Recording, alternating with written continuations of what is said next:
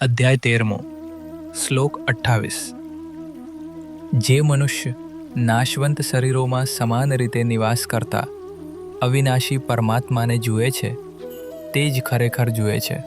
પરમેશ્વર એ તે પરમ આધાર છે જેના પર ક્ષેત્ર એટલે પ્રકૃતિ અને ક્ષેત્રજ્ઞ એટલે પુરુષના અધ્યાસનો સમગ્ર ખેલ ચાલે છે.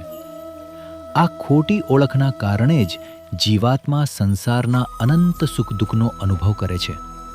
પરંતુ પરબ્રહ્મ પોતાના પૂર્ણ સ્વરૂપમાં દરેક જીવમાં સમાન રીતે હાજર છે.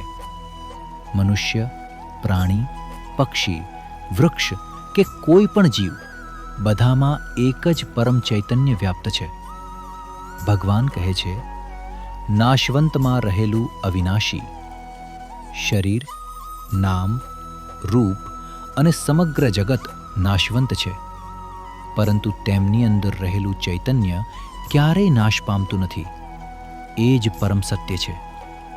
જેમ સમુદ્ર તમામ તરંગોનો આધાર છે, તેમ સમગ્ર સૃષ્ટિનો આધાર એક જ પરમાત્મા છે. તરંગો અનેક છે, પરંતુ સમુદ્ર એક જ છે. સામાન્ય દ્રષ્ટિએ જોઈએ તો આ જગતમાં દરેક ક્ષણે પરિવર્તન થઈ રહ્યું છે. દરેક વસ્તુ જન્મે છે, બદલાય છે અને એક દિવસ નાશ પામે છે. પરંતુ આ બધા પરિવર્તનો પાછળ એક એવું અપરિવર્તનશીલ સત્ય છે જેના આધારે આ સમગ્ર ખેલ ચાલી રહ્યો છે.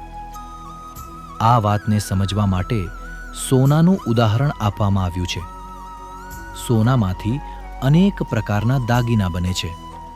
દાગીનાના આકાર, નામ અને ઉપયોગ બદલાય છે, પરંતુ સોનાનું અસ્તિત્વ બદલાતું નથી.